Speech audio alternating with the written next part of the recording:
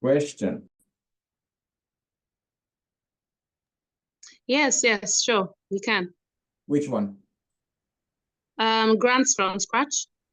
Yeah, is it the full screen or the presenter mode? We can see both of the screen, the presenter screen and as well the share screen.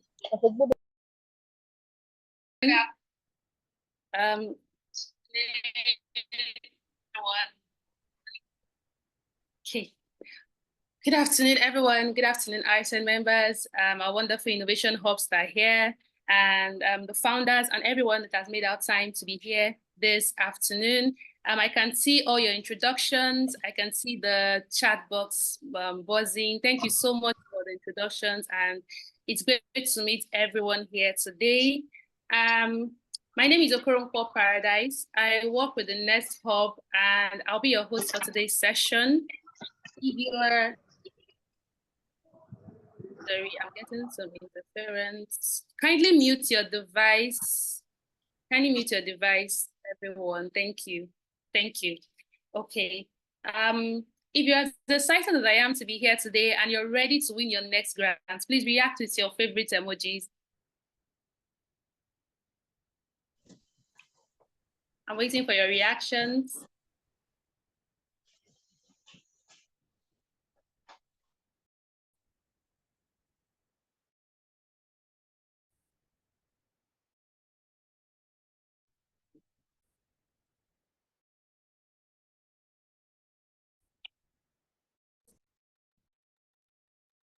Okay.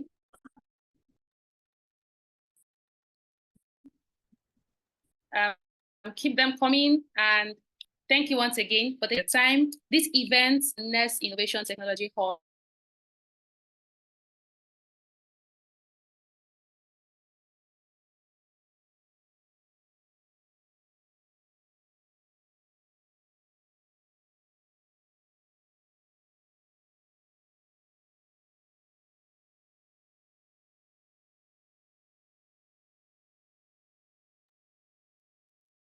okay, sorry, I think you lost me there for a bit. So sorry about that.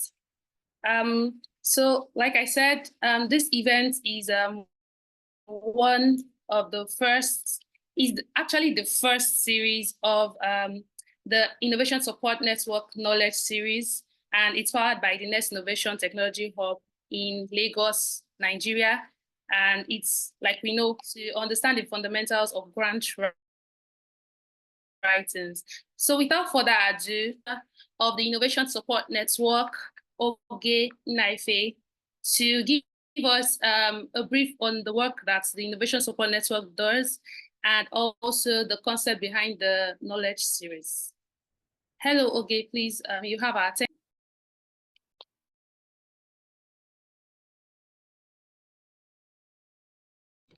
Hi, everyone. Good afternoon. Can you hear me? Yes, clearly. Good afternoon. Good afternoon. I must apologize. I will not be able to turn on my camera now, but I will at some point, just when we get into the meat of the matter for today.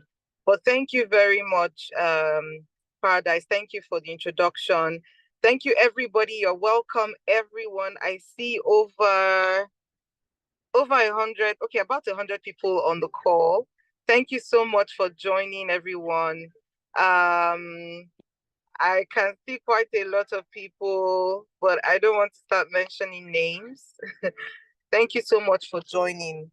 But very quickly, we all know who ISN is. The Innovation Support Network is Nigeria's national network of innovation and tech hubs. And we are very, very intentional and very vested in, delivering very good service to our network members, our hubs, of which Nest Hub is a valued member as alongside every other hub in our network, actually. I'm very happy that, you know, we have kind of restarted the knowledge series. We thought it would be we thought it's very important, you know, as we build together collaboratively, as we strive to, you know, intentionally come up with initiatives that would help address the issues around innovation and tech in Nigeria. The champions and the leaders who are yourselves, hub owners, hub managers, managing and incubating startups and innovators from different sectors. It will be very, very important to also build our capacity, you know, collectively, so that, you know, we are getting all the wins as well together. And when I was speaking with the founder of the Nest Hub, the co-founder of the Nest Hub, Joba Oloba, we thought it would be great to, they were already actually thinking about this session around grant writing. We thought that would be a great time to do it at this time together. ISN's knowledge series is designed to provide capacity, like I mentioned, to our network members, our hubs, so that you can get all the wins that you should be getting, so that you can get all the relevant information and knowledge that you need to thrive and to scale your innovations and the business that you're running, really.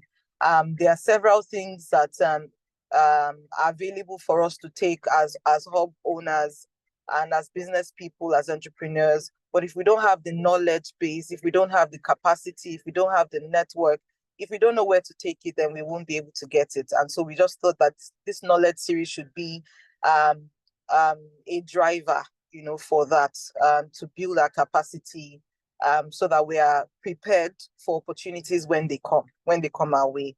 And that's why we're starting with this particular session around grant writing.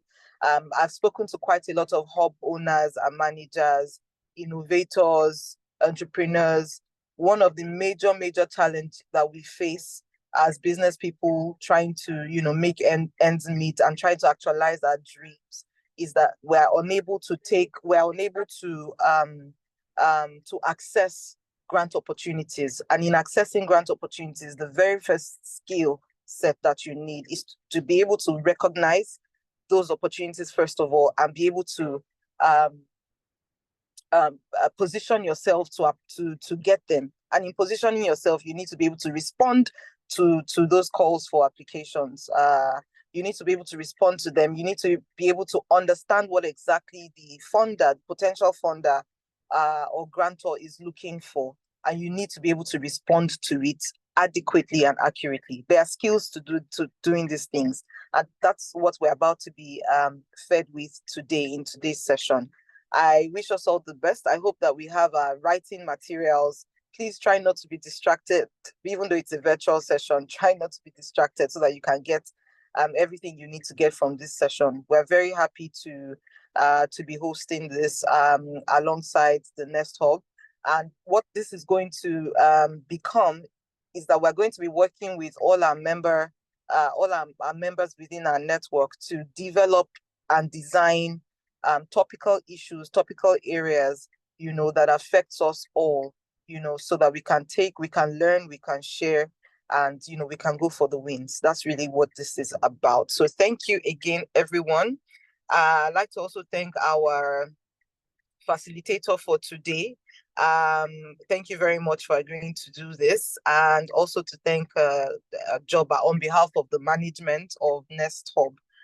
Thank you. And on behalf of the board of ISN, I'd like to thank and welcome everyone to this session. Thank you very much, Paradise. Over to you. Thank you so much for that insight and for that beautiful opening remark. I'm sure we are all geared up for today's session. Before I introduce our speaker, I'm sure we're all eagerly waiting to hear from him. Kindly note that there'll be a Q&A session after he speaks, so you can put in your question in the chat box or just wait for the time for the Q&A, and then you can raise your hand and, of course, ask your questions. So with us today is Sami Putanin. He's a business development and education industry professional at Business Tempera, and we can't wait to hear from you, Sami. Hello, Sami. Did you have our attention? Good morning, Good morning to you as well. Let's see when the camera is waking up as well. There you go. Brilliant. Hey, good morning or afternoon to all of you. I'm happy to be here. And I'm actually even more happy and honored that I can start the knowledge series. So no pressure from me at all. Let's see how it comes up. So today we're going to talk about the grants.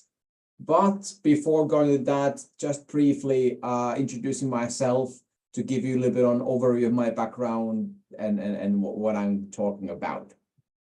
So as said, my name is Sami Puttonen, or also when I have been in Nigeria a couple of times, so it was already from the first visit, I was given a Nigerian name and they call me Oluwasami. Sorry if the pronunciation goes wrong, but that's not my strong part. That was my Nigerian name and I carry with the proudness. But this slide briefly introduces like myself, and I call this on my introduction slide. So basically this highlights my background, like what I have been doing, what I have learned from life until this point. So basically starting like from the left, when I was 14 years old, I started my first job as a newspaper delivery boy. And that taught me that work is quite hard. When you want to achieve something, you have to be really ready to work hard on your things. And I mean, in the summertime, in plus 30 degrees, it was okay. But you can imagine on minus 20 degrees with the bicycle outside, that's not that nice anymore, but you still have to do it. Secondly, about the globe. So I've always grown into international mindset. I've been keen on other people, cultures, businesses, what happens around the world. So that's a very strong part of me as well. Thirdly, you can see those funny looking overalls. So that's about my studies. So in Finland, we have the culture that when you study, you get the overalls and the color depends what is your own like a study like topic. Myself, I did study education, business, administration, and also some like strategic leadership and MBA. And then on fourth one, when I actually jumped to work life from the knowledge base I built. So I had my own business as well as a startup. So I was a startup entrepreneur myself. So that reflects me on how actually I was like, I enjoy in a keyword like coaching, training people. So we had like an ed tech startup that we were running a couple of years, but we didn't manage to pull it through for several reasons. So we closed those books out. And I always say that that was the best school of life for me, definitely. And nowadays, I'm working in this organization called Business Tampere as my main job, which means that it's a business development organization owned by the city of Tampere. And over the past few years, we've been quite as actively engaging as well towards Nigeria to look different partnerships opportunities that are out there. So my job is basically to connect different industries. I've been mainly looking education, innovation, startups, entrepreneurship, and what we can build from there. So this is briefly about my background, and I've been managing different projects from the scratch, meaning that different EU-funded projects and some other funders as well. I mean, I've been writing the project applications from the start, corrected project, reported it, financial and outcomes as well. So I've been lived through the whole process several times. So that's why I asked to do on this talk as well. And we also like actually work with the Nest as well with the one project call. So that's actually how the idea generated to do this talk. And as said by the part at the beginning, so any questions that come up your mind, feel free to type them in the chat so we can then discuss those on at the end. Because if some answers may become already during the presentation. But let's go to the topic itself. So today we're going to talk about grants. Obviously, like the first thing is that you all come from different type of organizations, entrepreneurs, innovation hubs, co-working spaces, and so on. So each of you represents some sort of organization. So that's always our like starting point. Then to understand the bigger picture is that if we think about how we get money within your organizations. So roughly to divide, there are 4 different tracks for income. One is organic, which also means sales, these type of things. Then you have investments, grants, and donations. And today we're going to look particularly on the grant side. And to understand what are the characteristics of the grants is quite important when we move forward on today's talk. So obviously the grant is always something, that's the 5 main points. And the grant is always something that comes from a third-party funding. So you have someone who is giving out a grant. It can be public, it can be private, whatever. Someone is always giving out the grant. It doesn't come out of itself. The second important thing is that a grant does always have operative framework, which means that, again, a grant does not appear in the air by itself. It has some sort of like a reason why the grant is there and what do you need to do with that grant. Thirdly, linked to the third-party funding, so there's always some sort of ideological reason behind it. Again, no one is not just giving out money just for fun. There's always some reason, what do they want to achieve with that? And these are things that are important to understand when you start to engage this like a field of different grants. And thirdly, usually the grants can be a project or procurement based. What that means, I will go that a little bit later on part of the presentation. And also lastly, the grant can have different funding percentages. So sometimes it might be like 100% funding. Sometimes it might require that you get 50% grant, but you have to have self-funding or some other source of funding, another 50%. And this percentage can vary everything from 0 to 100. So these are the main kind of like characteristics of the grants, just to set the ground that we all are talking at the same language. But then what we're actually going to talk about today is the process itself. And this means the topics, what starts when you have an idea in your head, how you can start moving on with the grant. So what's the process like? And we're going to go through all of these topics, knowing yourself, back office works, networks, matching the core partners, and so on today. So the goal is that at the end of today, you will have a good idea where you position yourself, how you're gonna approach different grants, and also a few practical tips, tricks, and tools that you can actually implement on your own usage as well after today. So these are my goals that I try to deliver for you today. Let's see how I work and how I manage. You can tell me that afterwards.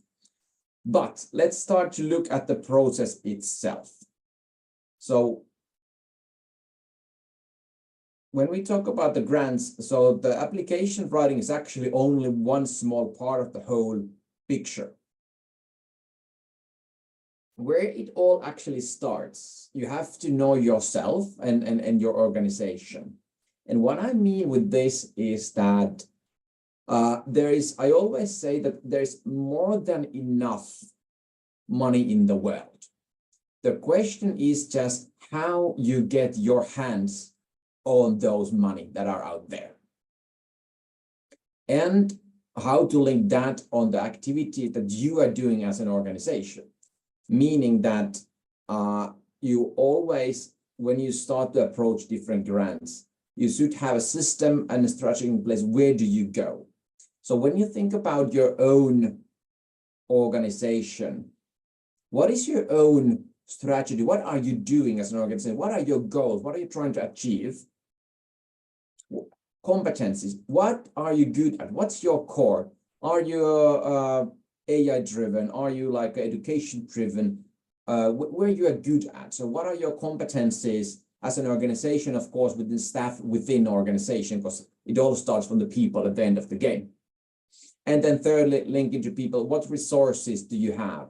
And resources are roughly divided by on people and then the financial ones.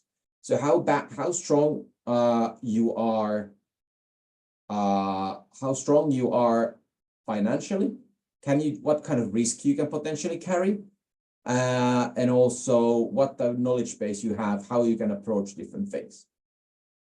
And when you look at the grants, so you should find the type of open calls that are within your sweet spot, as I call it. So basically meaning that you do not take, because finding a grant and doing an application, it takes quite a lot of work. So you don't want to waste your time and unsystematically go left, go right, go up and down. You want to stay focused. And that's why you pick up your own sweet spot that you need to identify. And then that way you start to build, so whatever grants you are looking for should be the type of grants that supports your own activities. So let's say that if you are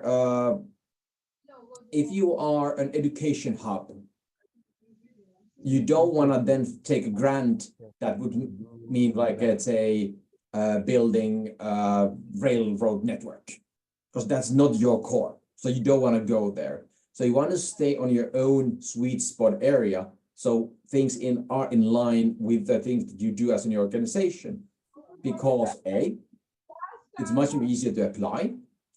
Most likely you will get it.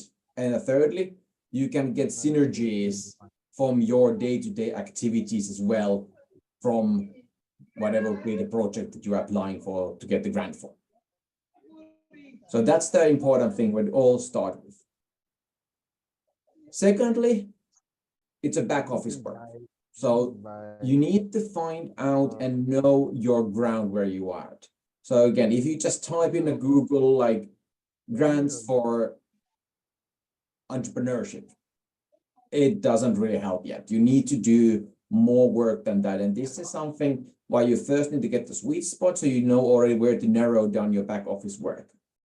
So the first, when you know what is your sweet spot, then you start to look, okay, what type of sources I have for funding?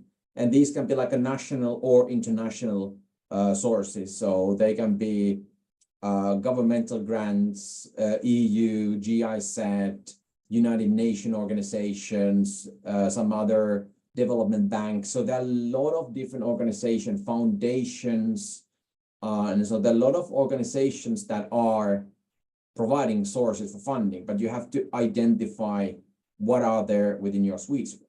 Then the next thing is to look, what is your organization status and eligibility? Meaning that there might be always limitations that you have to be a public organization, you have to be a private organization or vice versa, or you have to kind of have some sort of experience or references on something, and do you, so who can apply the grant that you identified? What is your status and eligibility? Or it can be that this grant could be applied only from organizations that are based in, let's say, a Lagos state or in Abuja or some other state, Delta state, whatever. So check out always these criteria before you then start to do more work, because otherwise you might do a lot of work and then you realize, oopsie, I can't apply this, and you lost all the time and work. And then also check this experience and references, especially if you're looking some different grants that, let's say, come out from the third party, like some global organization like development banks, UN.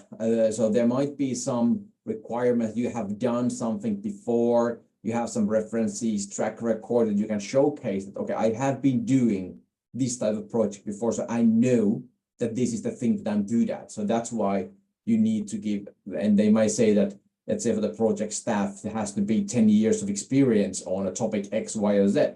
So make sure that you know these already before you start to dig in deeper, so you can kind of check out those boxes if you recognize that this is not for me.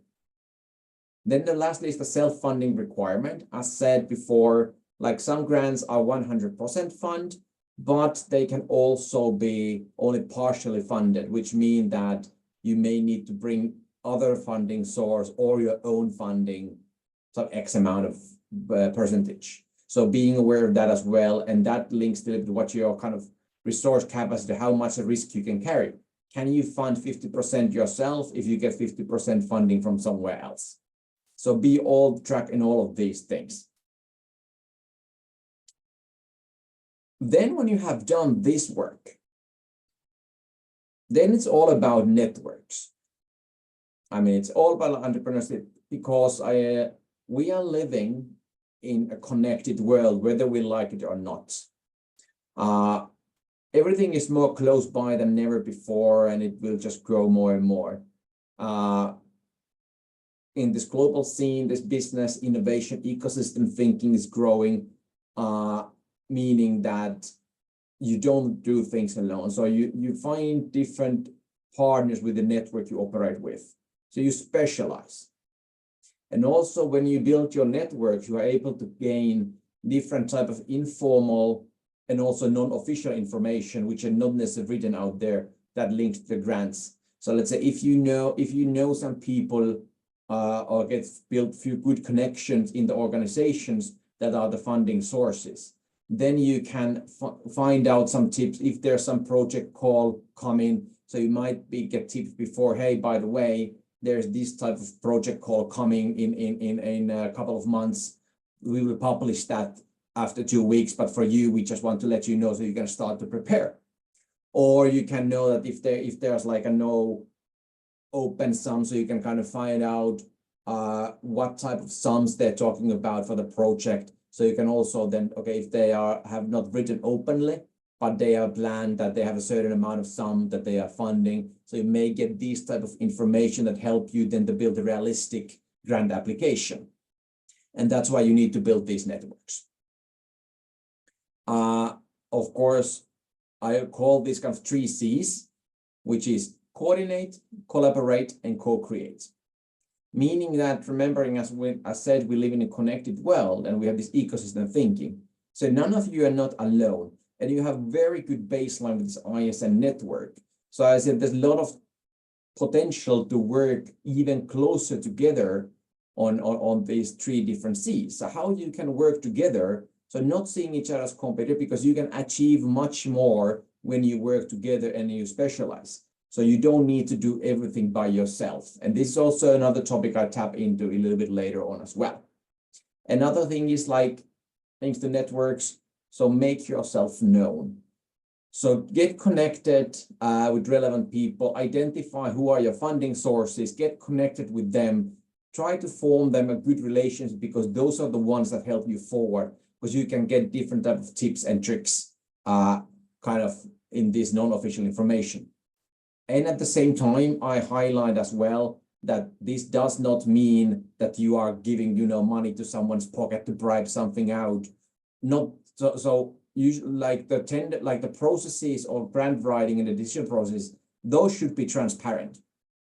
And they also are. But the thing, you can get information beforehand, so that's good. That's okay. But this does not mean that you are trying to building bribes, corruptions. So not going in that way, because sometimes the line is blurred, obviously, but meaning that you can get information when you build good networks, but you have to be transparent and open of your work. That's how you build the trust, especially if you're looking at a bigger organization like UN, development aid, and so on. As there was the example in not too long time ago, what happened in Palestine, when there was this suspicion that there was some terrorist linkages with one UN organization. So what actually happened is that almost all the countries in the world just cut off the funding right away when there were even small suspicions. So that's why you have to play transparent and of your work, but build a good connections with the right stakeholders. And when you are trying to identify your own networks, there are different ways to do that, but this is one practical example and tool that I wanted to give you as an example. So as I said, I'm coordinating this, which we call Education Tampere, like ecosystem, which basically means that I'm working closely with education-related stakeholders in Tampere region and help them to connect in together, be more aware of their activities, find synergies.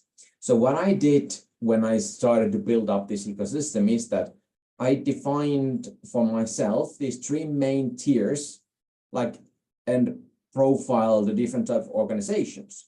So I was mainly working with the educational institutions. They were the main driving force. So that's why those were my most important network to work with. And that's why they are there on the tier number 1. Then on the tier number 2, there are several like smaller companies, businesses, educational know-how, technologies, and so on, who gives me a different kind of advantages. So those can be supplement and complement the work that the education institution are doing, but they are not my prior audience. So that's why I have them as service providers as part of the network. And then the third tier is more like different stakeholders who can support the activities, build industry connection and national and international connections on different places. So for example, circular economy and clean tech. So that's another business ecosystem in Tampere. So there was connectivity with the know-how they needed. So that's why I combined that as part of this network. So you can find your own way, but this is just one example how you can quite easily map out your own networks, which are the most important for you to work with.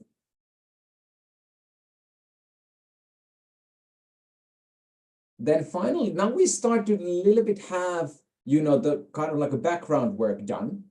Not yet, but almost. So, but now we are in a position that we know where we stand as an organization. We know what we can do, who is the potential funder for us. So when that one is set up, then it's time to find out the matching call for yourself. And of course, these grants and calls, they give you resources and tools, but usually you always have your own idea how you want to approach, what do you want to do. And you have to be able to match your own idea into the call paper content. And this is the tricky part. I put there like 6 different kind of criterias, how they differentiate. You have your own idea or the call paper, how they differentiate from each other. So of course, your own idea and your own organization is something that guides the selection. Like, what do you want to approach? What type of papers you are seeking for? What grant calls you want to find? But when you find the call paper, that's always the priority because this is the one that sets up to your framework. Let's say if your idea would be build a new entrepreneurship program, but you find a call paper who says that they want to focus on basic education skills. So there's no match. Because the call paper says other than your idea. So then that's not a match. Call papers are public documentations. Those are open for all. Everyone can go online, find the tender calls and participate in that. And that information is same for everybody. But how you make it different is that you have your own idea and only you have it. No one else have your idea. And that's something you're going to bring up and you make it the call paper much more richer. And following on that, you have the call paper that gives you standards. You have to operate within a certain framework, what is defined on the tender documentations to get a grant. But with your own idea, it makes yourself unique. When you have your own idea, you are unique. So this is something how you separate yourself from the others, and that's how you stand out.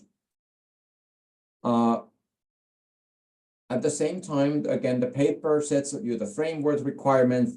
You have to do this many, it can be as detailed, you have to do this many events, or you have to deliver this amount of attendees on programs, and so on. So you get requirements from there. What do you need to do? But then with your idea, you offer the resources, how you can do it. Okay, we have these good partners, these networks, these staff around me, so we can build the resources to meet the requirements that are set by the call paper. And also the call paper stays the same. I said it's an open document, it's published online. It doesn't change along the way, or if it does, it's only announced that everybody gets the changes. So it's always the same. when again, your idea can adjust and change. That's why it's also important to build good relations with these different funding agencies, because when you have a connection with them, you can have a talk with them. So then you can talk, hey, by the way, I have this my idea, and I saw that you published this call. Do you think this could work? The person might say, hey, that's a very good idea, that definitely fits for our call, what is coming up. But or they may say that not exactly, but if you twist a little bit your perspective, then it fits very well. So your idea can always adjust and change to fit the call paper context. And also the call paper, it provides you a time frame. You have application round, delivery time, reporting times. You have time frame that you have to operate with. When again, your own idea is timeless, meaning that don't go for the call paper if it's not a match for you. You can wait. You may have another call tomorrow or another call day after tomorrow. Your idea is timeless. It's in your head. It's the thing that you have and making you unique. So don't rush into the call if that doesn't provide you what you actually need. Then what I mentioned before in this connective word that we are not living alone, so you can look in with different partners. So when you have a network around you, so it doesn't make any sense that you try to do all the things by yourself. So focus on the things that are on your core, and which is not, then you find partners. And when you are looking at the partners, there are different types of partners in these projects. And this means that you can have a project partner that you're working with, or several project partners when we're usually then talking about the project consortiums. Sometimes it might be the case that you have a subcontractor that you are actually applying the project, and then you are subcontracting services through your own network. Or in some cases, you can also have what we call value adding partners. So there's no financial connection with the partners. They are just bringing some sort of value to your application. And all of the partners, why you need them is that they can generate you an extra value that you don't have from your own side. It can also be a separator from others, that, okay, you bring some expert, you bring some international perspective, you bring something else that no one else brings, which gives you then extra points that are needed to separate yourself from all the other grant applications. And sometimes the partnerships can be also visible or hidden, meaning that especially in the subcontractor case, so when you are preparing the applications, you may prepare it with some partners, and you are writing the grant application in a way that you have kind of written their different activities, deliverables, what those partners can do as a subcontractor. But with the grant application itself, you cannot write that I will be buying this service from company X, because then we go that a bit later, but that's because you have, again, certain criteria on the financial side, procurements, of what do you need to actually follow when you get a grant, when you have subcontractors. So you can't write separately, I already decided I'll buy. And this is something what goes to transparency, that you don't buy from your best friend. It may be your best friend, but you don't do it at least open. So that's why the partners can be visible or hidden. However, don't take partners just because of a partner. So each partner needs to have a focus and a purpose why it is as part of your grant application. And guidelines as well for partnerships are given whenever you have some sort of call documentation. They are defined very well. What is their policy about how many partners you can have? Can you have any partners? Do they have to be in several different states? Do you need to have international partners? How can you subcontract things or not? And so on. So there are guidelines which are always written very clear, because that's the same information for everyone. And Another concrete tool, I'll explain this one for shortly. So what I call this a project partner circle. So this is something when you are thinking about the project that you're looking at, what type of partners you may need. So we are now in a situation that you know your sweet spot. You have identified who is the funder, and you have found, hey, there's this project call that I want to apply. I want to write my grant application for this call that is now open. Well, then that means that, okay, then you have certain kind of scope or aim for that tender or grant application you're doing. Now you take a moment to think about from yourself, what things you have as an organization that you can contribute or what you can have as part of the project scope that you are aiming for. And out of the things that you have, what can you offer? What can you bring to others? If you get a request from someone else, hey, would you like to join me as a project consortium? So you can right away see that, hey, I can offer you things ABC. I have this accounting specialist. I have this AI knowledge. I have this pedagogical know-how. I have this facilities that can be used. So what you can offer, and then also another side of the coin is that what do you need to learn on this your project scope? Because as I said, you don't need to know everything. Some things you may want to learn for your self-development in organization. So maybe I take this project a challenge and I will learn some accounting myself as well during the project. So it's not an easy thing for me, but I want to learn it, so I will do it myself. Or then you find some other who can help you to teach you on this. And at the same time, there can be also things that you don't want to do.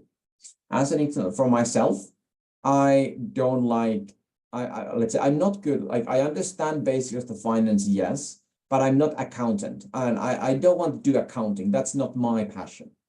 Or in some cases, might be that it can be something else as well. Let's say project reporting.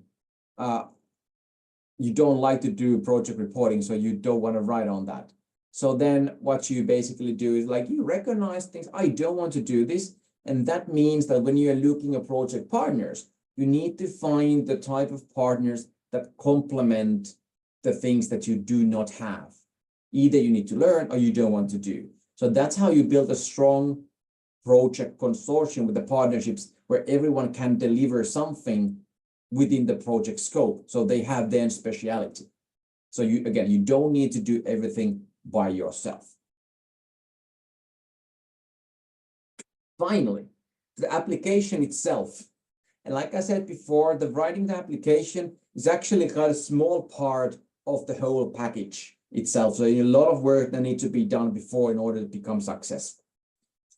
But when we look at the application writing itself, roughly to be divided, there are two types of applications that you do. Other one is an existing template. So you have online portal, you have a certain form, and they said, okay, this is the form that you have to fill to get the application going. Or sometimes it can be also like a free form. So you have just the main question. Okay, we have a topic of innovation hub development. What would you like to do on that? And then it's up to you to write how you're gonna do the documentation and write the application. So it's not a guided process. When again, you may have a template that says that you have to first describe this, then you have to describe that, and so on. So these are the two main ways. None of them, and either one of them is not better than another. Both has their own pros and cons. But about the writing itself, I want to go through a few different key terms as part of application writing process. And why is that this helps them, the person who is then reading your grant application, so what are you actually doing when you're using certain kind of key terms, so you have the logic within the application. And basically the key term that I wanted to highlight in application writing part is like objective, indicator, work package, activities, and deliverables. And you can see that I made an example to kind of helping you understand how these work. So let's say that we would have, and use the objective is something that it comes already from the project, from the grant application. So they stated what do they want to do. So then, for example, there would be a grant call open, which would have an objective that they want to empower women with entrepreneurial skills. So that is then that is something that we want to achieve with the project that we are writing to get this grant for ourselves. Then when you look through the documentation, so you see what is the indicator over there. So that means like, what is your measurement for your success? Another way called KPIs as well could be called. And that means that the project documentation describes these ones as well. So what do you need to indicate? What do you need to showcase and measure during the project that you actually are successful? Then about the content itself, to make it easier, I will structure the grant application, what we call work packages. And this is about work package can be project management, can be training program, marketing, communication. So some sort of one kind of like a package of different activities that are linked for the grant application you are writing for. So in this context, and there can be several work packages. I have been writing project application which have had only 1 or 2 work packages, but I also been involved with the project which has like 10 different work packages. So the number can vary, so it's not limited on any particular number, but it has to be some clear scope. And within the one work package, you have these activities, which are then and these are then things that you are doing, like when you get a grant. So I know that, for example, in this case, my one work package is having like a training program. And as part of the training program, one activity would be Entrepreneurs Bootcamp. And the same thing as well, the activities, there can be more than one. There could be as well second activity about marketing campaign.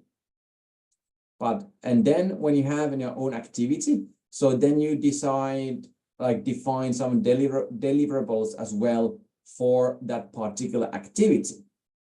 And those deliverables are concrete things that you are producing as part of the project that you are doing. For example, in this example case, I would have an entrepreneurs bootcamp that I organize. And for that, I want to get, I want to deliver as part of the reporting, a bootcamp program, which, okay, you know, this is the 5 days bootcamp, this is the content of it. So that's my deliverable. Another one would be then attendees. So when people come in, so I get, let's say, signatures from them that, or the online attendees, a registration that, okay, these people joined in, and then I deliver that list of attendees again as a part of reporting as a deliverable. And why these are here is that when you are doing a grant application, you have to consider all of these things already as a part of the grant application. Otherwise, it is just your own idea in the air, but it's not connected to the concrete objectives indicator, what actually the grant that is given out, what do they want to achieve.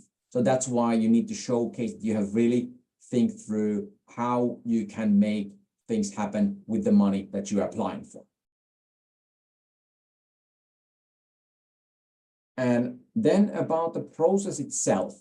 So I have described here 9 different steps on the writing process itself, meaning that, you know, now we have all this base work that is now completed. Now it's finally time to take, you know, a pen or a laptop and start writing the application itself.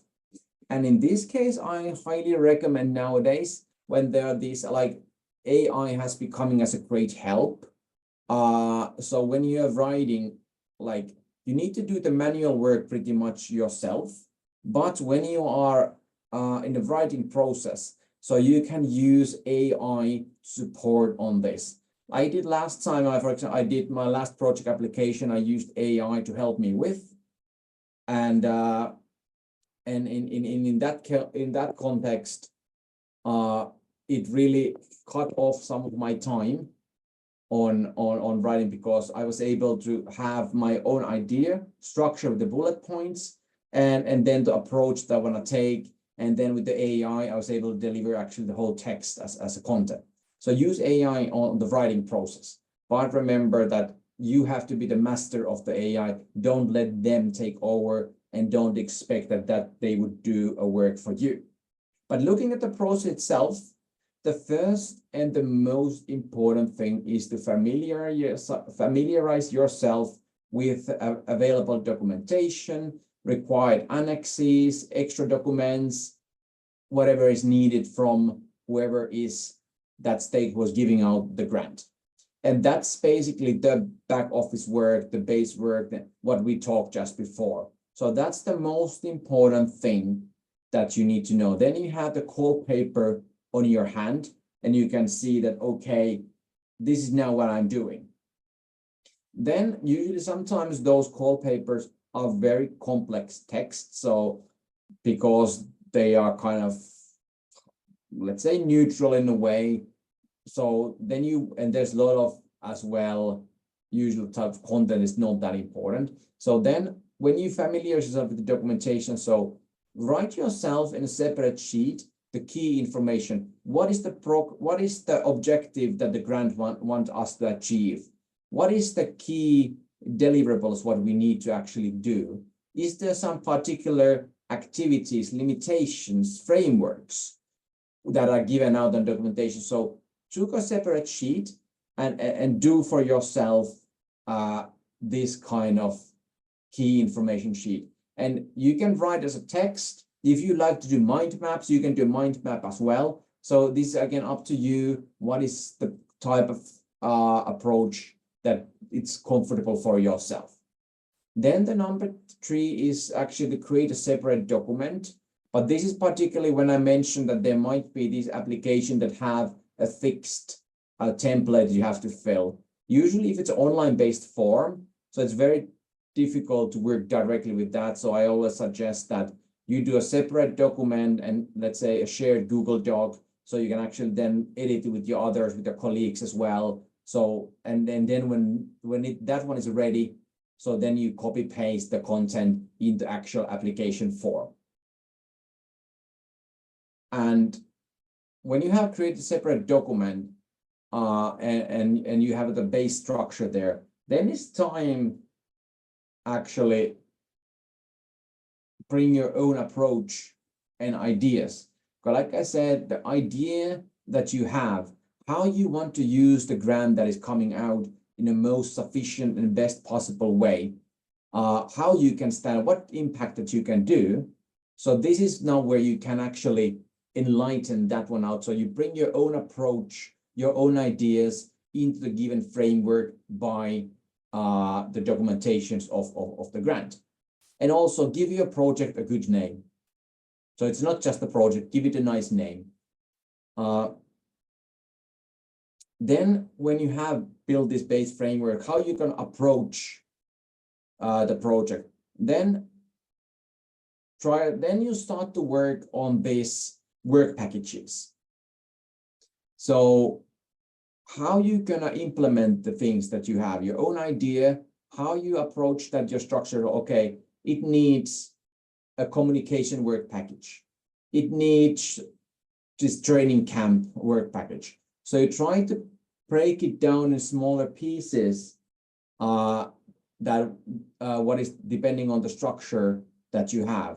And this also includes the roles that okay, you need the marketing person, you need the project manager, you need a communication of let's say community officer, whatsoever. So you basically bring your ideas in this structure. And this is important because as part of the grant applications, when we then move it actually the project application implementation stage, then you need to have this one. So it's good to do this work already at this point. Because again, when you're applying a grant, it looks that you are ready and you have really thought and think things through.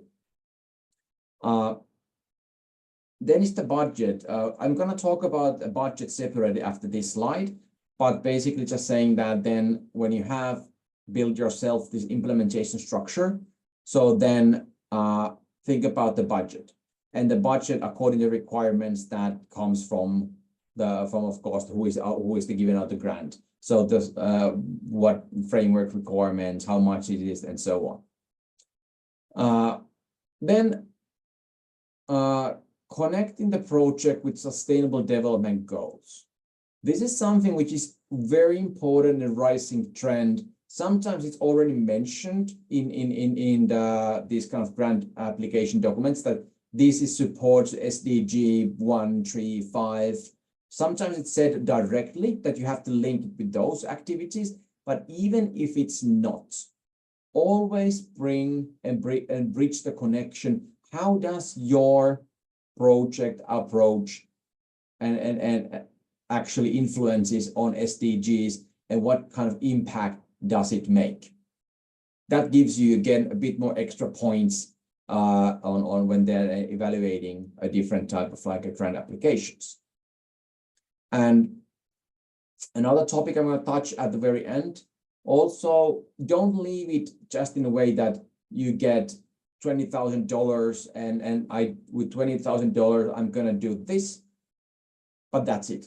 Always paint at least a little bit a future scenario and sustainable impact and what happens after the funding ends. And why is that? I will talk that as well at the end of the presentation as well. And usually you may start with the summary, but I always say like, then when you have completed all the other steps, then you go for the executive summary, and that should be maximum 1 A4 page, no more than that. And that's something that summarizes basically your whole grant application. So whoever is the busy can take a look. This is the 1 page that I read. I'm interested, I'm not interested, and you move forward, or you read more detail. But do this one at very last, because then you have really the whole picture in your mind. If you want, you can do the version 1.0 at the beginning, but always finalize this executive summary at the very end of the writing process, because then is the point when you have all the ideas and knowledge within your head and on the paper. Budget. As I said, I'm going to talk a little bit separately on this one. So it is always about the money. Why? Because when you're getting a grant, it means you are getting X amount of money for yourself. And well-planned and followed budget is the key for successful implementation. So you don't over budget, you don't under budget, you don't promise too much, you stay realistic on that, what you're gonna do and what you're promising it. And basically, when you're looking different funds that are available, there is 2 types. One is basically answer like how much money you need to achieve your objectives. So that means that there is no budget given beforehand. So someone's giving out the, okay, we are giving out the grants. So give us give us ideas how you can reach, let's say, 10,000 people on women entrepreneurial training. So you get an object, what they're looking for when they're giving out the grant, but they are not at least openly telling how much money they're actually giving out. And this is the point where these networks becomes important. So you may be able to ask, if you know the person kind of behind the scene, like, by the way, how much you are approximately giving out on this grant. So then you know how you can fit your tender paper to fit in to the budget. So in the first one, to summarize, how much money you need to achieve your objectives is that you have your own project plan. You have an open call, and then you think, how much money I need that I can deliver all these things that I promise as part of my grant application. Other way around is how you can use the money that is given to achieve the objectives. And this means that there is a grant, $20,000 that is given out. So then you know that, okay, we have $20,000 and this is what we have. So how we can use this money the most efficient way that we can achieve the objectives. So you don't over budget and you don't under budget. And in this part as well, you define the resource for the project team that you know that, okay, you have the staff cost and the people's time is usually the most biggest part of these budgets, that when you have people working on the grant that you've received.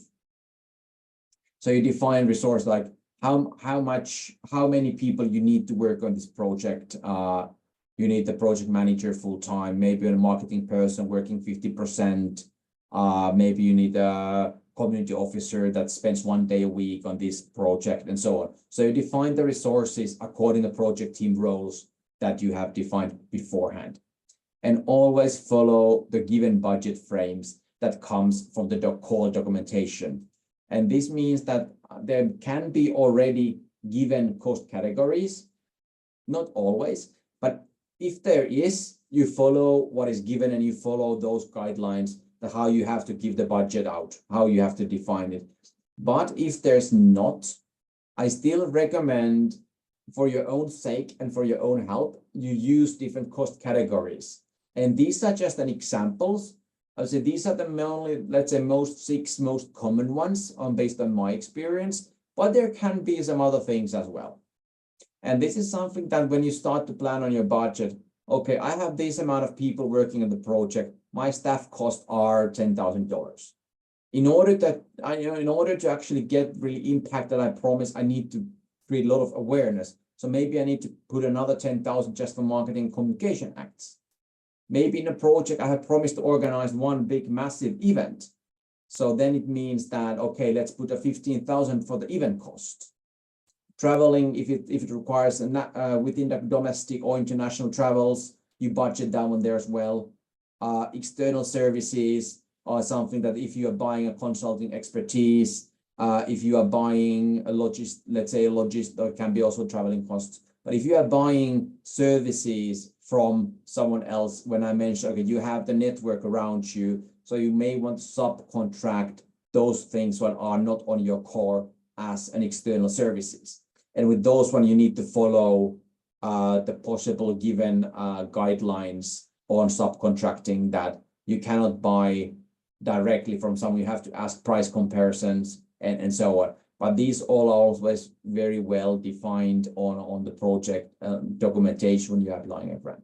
And the last one is this cost per unit, which means more like if you have some like a physical product that you know that you have a cost. For example, I've been involved in one project where we are selling these kind of solar packs to have a digital classroom. So we know that that unit has a certain cost. So we can already budget that as a cost per unit. You need 10 different solar packs. So then we know that 10 times cost per unit, and that goes in the budget. So then you have a separate budget lines for yourself.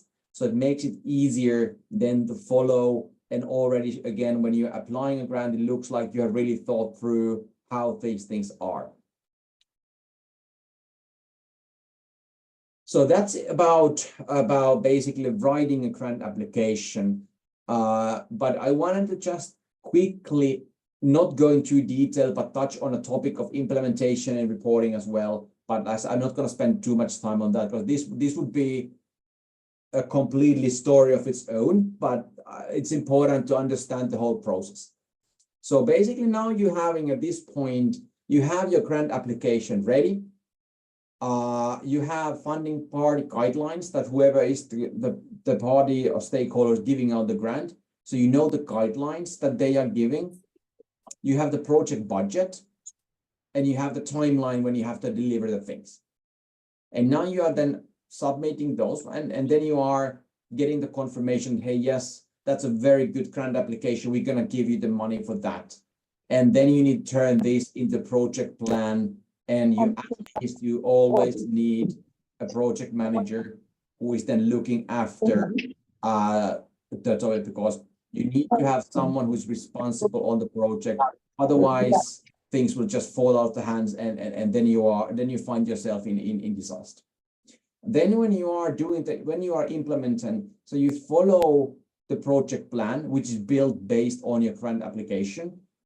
And so you follow the plan where you have these work packages, you have the activities that you need to do. So you follow that. That is your guidebook that you follow. Of course, always things happen. People may change workplaces. There might be some disasters. They may, everything can happen. So yes, things can be changed, but always then communicate with whoever is the third party who gives you the grant finance. So tell, hey, by the way, we promised to organize this event, but actually we don't find there's no venues available at this time. Can we do the event another month? Then you get then you get confirmation that's okay, but they know it. So always communicate with the financiers if there are any changes on your initial approach, and deliver what is promised. So you promised to deliver certain things, so make sure you deliver those and do not miss the deadlines. That is a kind of a good policy when you're having these deadlines that you have to submit the report by this date. You have to do the event by this date. So do not miss the deadlines, because if you do, then you become untrustworthy. And it's very difficult then to get another grant anymore, because when then, people talk and they're like, okay, this is, the organization that doesn't stick on the deadline, so they're always late. So nobody wants to give you a grant anymore. So always follow the deadlines. And this is my suggestion as well. When you get a grant, especially if it's a bigger one, keep that accounting separated. So if you have, in your bank account, so you have a separate accounting for that, because if this depends a little bit on the type of the funding, but if someone from the funding side, like, how did you use the money? So then you have a separated accounting. There you can easily see that, okay, this is how we spent the grant that you gave. So you keep it separated, so it's easier then, because obviously if you are innovation hub, whatever organization, you have other activities as well that you are doing.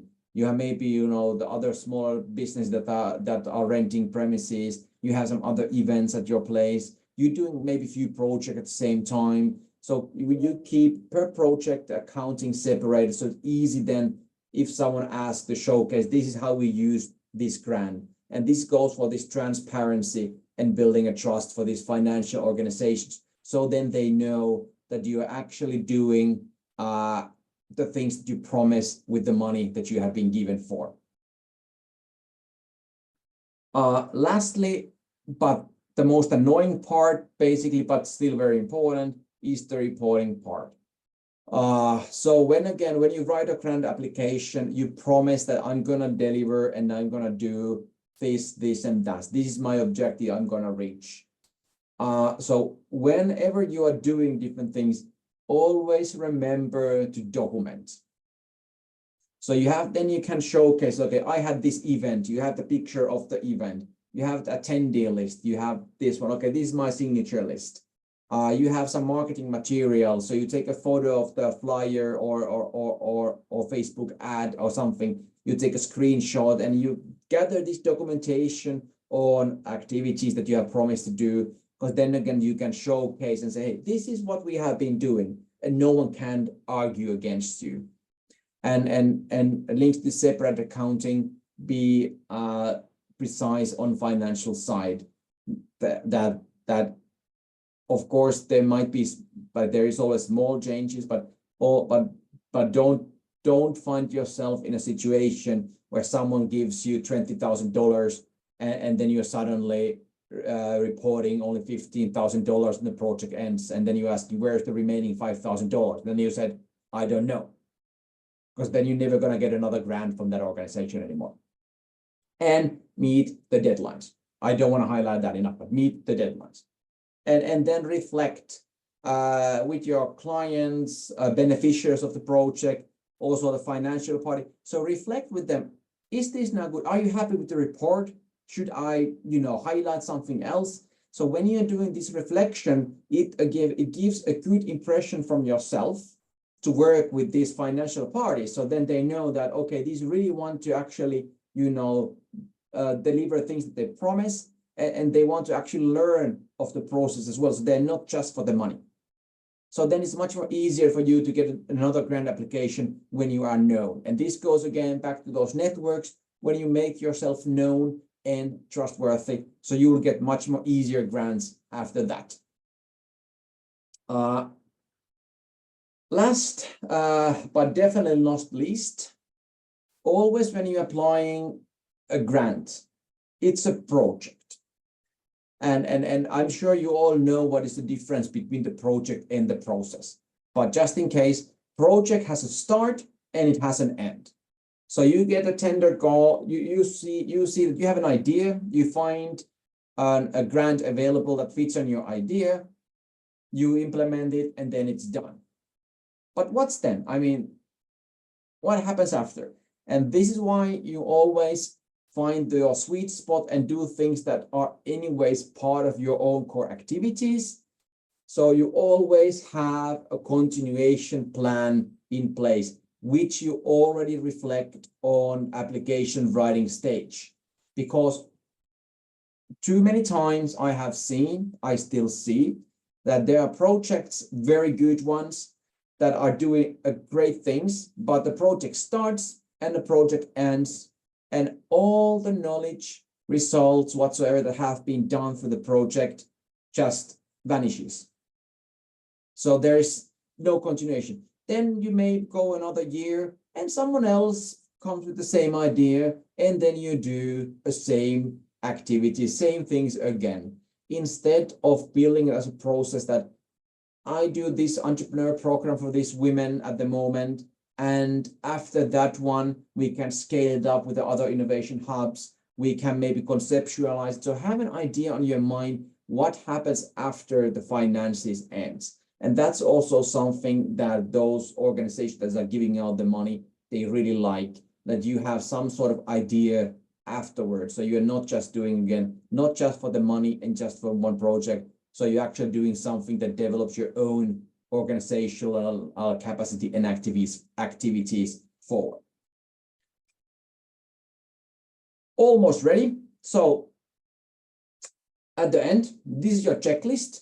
So basically all the things that we talked through, this is the checklist, how you go forward. And I can, by the way, also send these slides afterwards as well. I see that there's some discussion chat on the slides, so I can share this afterwards for the Nest, so they can distribute it to ISN network. So this is the checklist. So basically follow this one in this order when you start to look your the grant application. That was it. So thank you. That's kiitos in Finnish language. And I mean, as said, like, my job is here to connect, that I can help you connect it. So when you are looking different grants available, so if you are at some point, if you need subcontractors, some consulting help, if you need to form international partners, consortiums, or you just need sparring, so don't hesitate to reach me out as well in this one. So I can help you to get connected either in Finland or widerly somewhere else in Europe as well. I built quite a strong networks and on these areas. But one note that I want to highlight as well. Unfortunately, still too many times I'll see the approach that someone comes with I want to do this, give me some money. And that's not the way it works. That's not the way it works. It has to be sustainable and start from your end. So if you have some thought that you would like to have or find, so you come up with the concrete proposals, which means that you do your back office work first. And then, for example, you can say, hey, by the way, I have noticed that UNDP has this project call for the local stakeholders in Nigeria to develop an agri-tech program. And then you let me know that, okay, you know, we have identified this call. Would you like have some, you know, partners who would like to join with that? So then you can form a joint consortium and partnerships on doing the agri-tech program. So you don't need to reinvent the wheel. So if there's already some know-how, technology, whatever available, so we can utilize and connect these dots together. And that's again, make your project application usually look stronger when you can showcase that you have this kind of international approach and approach in there as well. But once more, thank you from my side. And I guess now we still have some good time for like a Q&A. I hope I have not bored you completely on my talk, but happy to hear your feedback, your comments, and so on from the presentation itself. And did I deliver for you what you were looking for? Thank you so much, Sami, for this very insightful session. I mean, the chats already tells us that we really find this as a big eye-opener. And I'm sure a lot of us have questions because I can see comments already on how useful your presentation has been. So yeah, we can take questions right about now. Please, if we have questions we want to ask, we can either use the chat or just simply raise our hand so that, I mean, Sami would love to hear our voices. We can just ask questions here. Please raise your hand and would allow you to ask your question.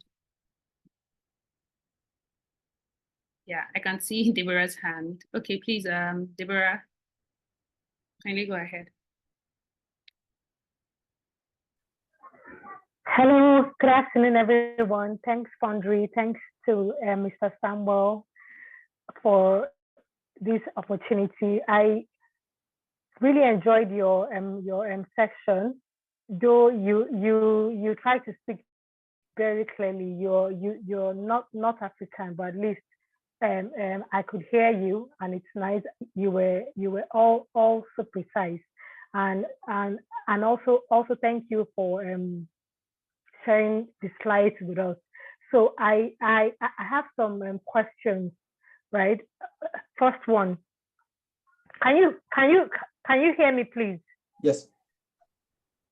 All right. Okay. First, how, like, okay, in Africa, we have had some experiences, some really, where we hear that there is a funding opportunity from outside, and then there is a partnership with the government, and then we hear that somehow there are bottlenecks that now take over this, and then they don't get to reach the real persons. So how can one? Is it possible to avoid such bottlenecks, or we just have to like work with that? That's the first question. I've lost track of the second one. I am trying to remember. Okay, then there is one that came to mind. When applying for grants, or when we are taught to apply for grants, we are told to be honest, be plain, right? And from my experience and from what other persons have shared with me, because I have a small community, we see that grants, those who try to be honest with what they have and what they know, they don't get the grant. Why some that maybe try to, how do I put it? I don't want to say they are honest, but maybe they worked with a template, and especially for the financials. Let me give an example so that you can help me answer the question right. Like, for example, I worked my cash flow is not consistent for the year because I don't have how do I put it now? That's, I don't have customer patronage all the time.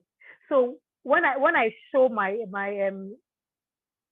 financials to grants to those who will give grants, they see those gaps and feel that maybe I am not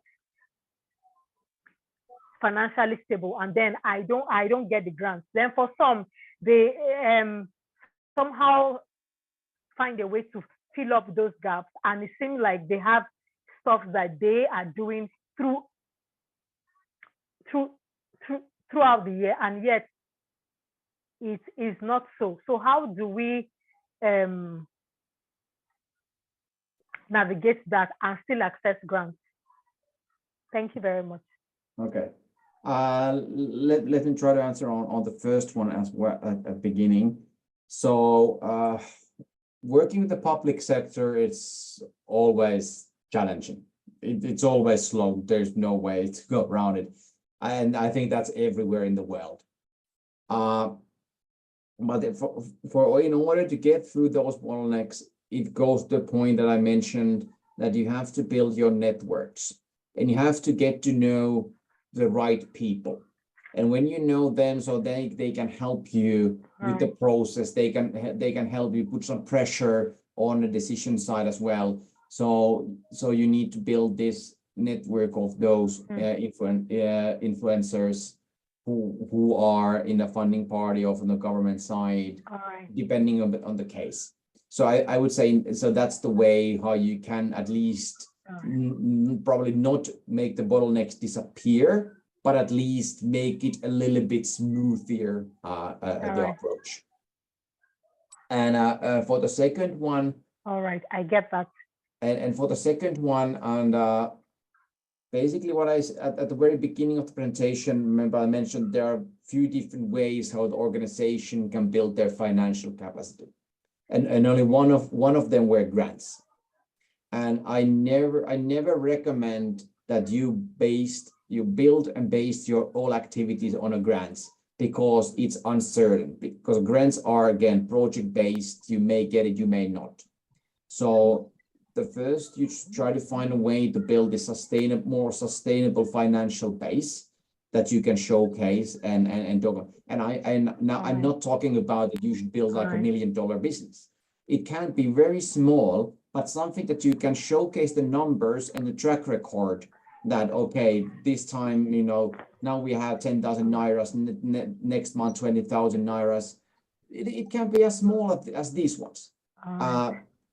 That you can showcase that you have some financial track record and you can and there you can kind of be project future as well. So that helps you in this financial side, that you are not 100% dependable on grant. So then if you get a grant, that's a good bonus to accelerate your activities, but your activities are not dependable on the grants.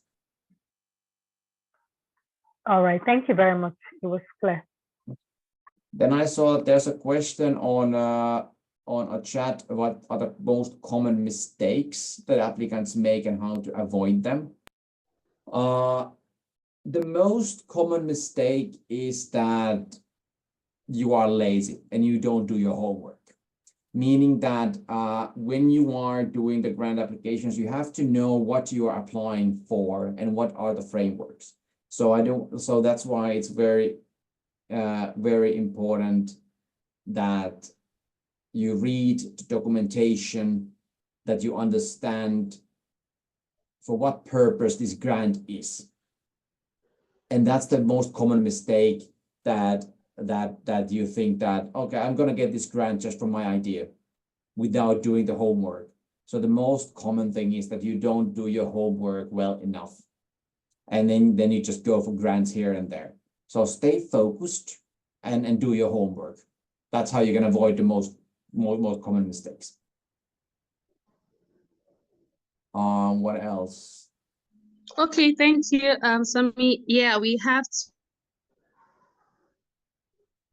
two more hands up. Because of our time, please, let's try to make our questions direct, short, and simple. Alice Madaki, please, you have our attention. You can ask a question. Okay. Thank you very much and good afternoon to us all. Mr. Sami, thank you for a very insightful and invaluable session. We all have learned a lot. I have a few questions, please. I've attended a few trainings in respect to grants and proposal writing, and I have encountered with one or two people in the developmental section. And repeatedly, they keep telling me there are certain words or there's a kind of framework or, you know, the way you make up your sentences or whatever, certain words that donors and investors are looking for. I actually have asked, but it seems they are not being forthright in telling me how to do it or the words, certain words that investors or donors are looking for.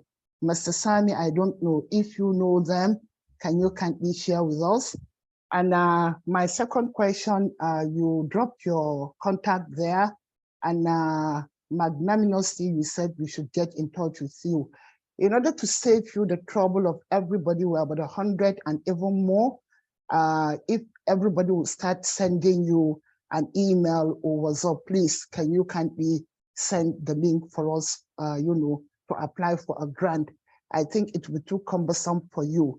I am just pleading that maybe periodically you, because I have a problem of, I've applied, and some people will tell me, keep applying, and we don't even know the ones that are legible, the ones that are real, the ones that are fake. Some will tell me, I've applied 500 times, keep applying. Honestly, you save us a lot of time and trouble because we truly don't even know who we are giving our information to in applying for grants and writing proposals to.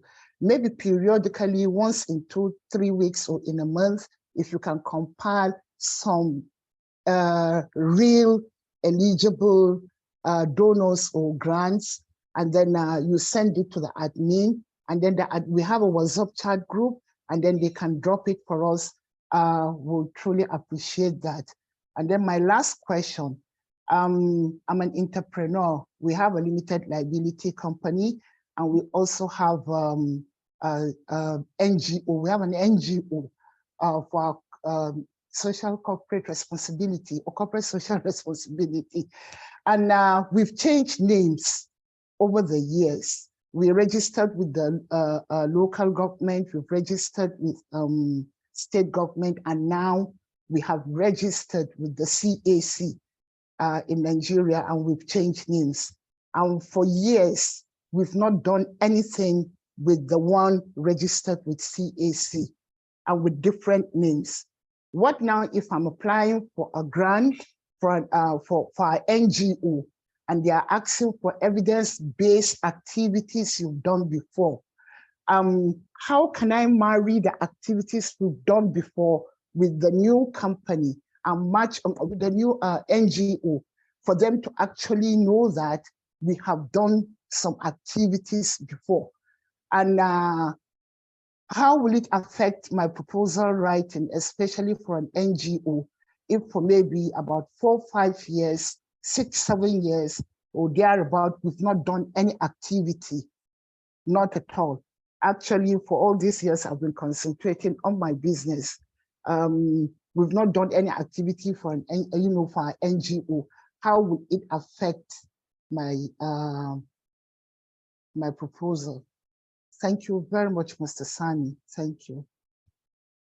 The first about the funding info itself. So just to clarify that I do not have a funding available from my side. Just to clarify on that. I do follow different channels. Yes, and that's something I recommend to you to do as well. Especially, of course, looking to the global to kind of trust different like development aids, like US aid, what is the UK one, GIZ, these type of global organizations and others. So you can find the different sources online, and with a little work of online, you can find kind of this reliability as well. And that's how it works, and you can find those quite easily online when you pay a little time on that. Of course, that is a good idea that if I come up with some particular project cost linked to Nigeria, so I can then help to share that who would be like a local partner interested on that, if I come up with something like that. Then for the second one, I would say it's all about the documentation. So meaning that even if you change your name, you more probably still have some results, documentations of that. And then when you are doing like some applications, it's right there openly, like before year 2022, we had a different name and we switched the name. So you write that openly there, so you communicate transparently and you share this information. And so then you can, in that way, you can highlight this information. You have done this before in the other name. All right. The first question, Mr. Sami, you've not answered. They've told me there are certain words donors and investors are looking for. Yeah. Yes, that's true. That's a very good one. Yeah, that is true. And that's very much about, it depends really on a different grant that is available. What do they require? I would say like there's no one size fits all, but one concrete example of this one is that, especially if you as a private organization or even if an NGO are applying some sort of grant, so most likely if the financier is like a public sector or some like an NGO development UN organization, so they don't want you to give you a grant to sell your products or sell your services. So for example, you can then, when you're writing the applications, you cannot write there that with the help of this, I'm gonna sell 10,000 times more than I did before. So it means that you have to, instead of selling, you have to say a market, like you have to use the terms like we are doing a market research, we are benchmarking clients. So in this type of way, but this is something that, again, when you do the homework and when you read the documentation, you can see that what is it basically aimed for. But I would say in general, the rule of thumb is that purely commercial terms like selling, marketing, customer acquisition, those are not that well looked when you're applying a grants, particularly if they come from the public or non-profit side, because they're usually more main kind of these three C's, like this co-creation and developing new things and services. So they're not meant for you to sell your things. Okay, thank you very much. Okay, thank you so much for that question, and thank you so much for the response, Sami. I know we still have lots of questions. I can see another hand up, but I know during the course of sharing your screen, Sami, you showed your email address, but please, can you kindly share in the chat so that for others that have more questions, they could reach you on through your email or on LinkedIn. And if you have like a YouTube channel or something, if you could share the link to, if you don't mind, so that, I mean, for the others that have questions, they can always reach out after this. But then for everyone that asked for the recording, like Samuel mentioned, we'll be sending the recording links and also the slides. Okay, yes. Yes. Thank you so much, Sammy. Now you should see it again. Okay, yeah, thank you. And like So yes, as I will send you these slides afterwards as well. all right. Okay, thank you. Okay, thank you so much, everyone, for your questions. To round this off and to give us a closing remark, I'll also be inviting once again our Executive Director of Innovation Support Network, Oge Naife. Please give us your closing remarks for us to Okay, conclude. thank you. Yeah, Paradise, thank you. Thank you so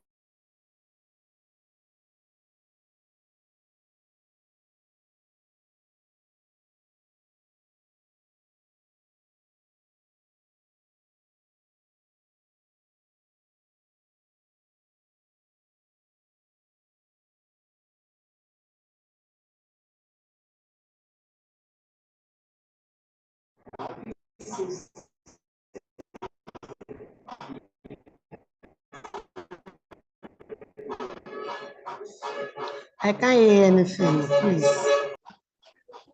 Okay, can you hear me now?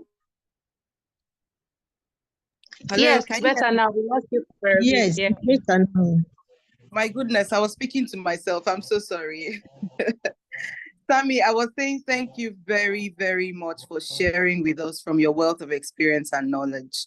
Very insightful, very educative, and timely as well. So thank you on behalf of all of us at ISN and the Nest Hub. We want to thank you especially for today.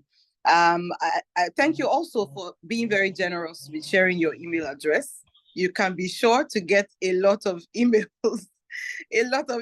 to be ready for that, and people just asking several questions. But thank you for sharing as well, and thank you to everyone who joined us here on Zoom and on YouTube as well.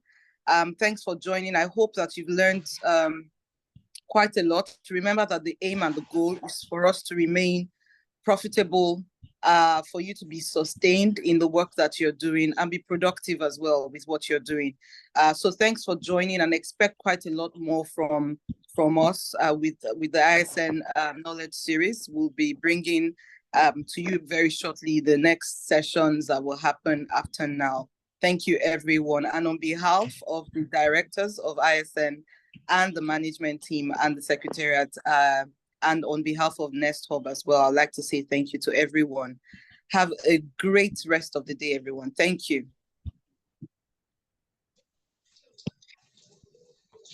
Thank you so I'm much. still here. Yes, Okay. yes. Thank you so much, Oge, for that. Someone is still asking for your email again, Sammy. I guess we'll just share it alongside the email that will be going out to everyone that Exactly. attended. We can do that. Yeah, we can do that. Mm-hmm. Yes, we'll just do that. Okay. Yeah. Thank you so much, ISN. Thank you, Dinesh. Thank you, Sammy, so much. And thank you, everyone that made our time to be here today. See you at the next ISN Knowledge Series. And do have a nice day. Thank you.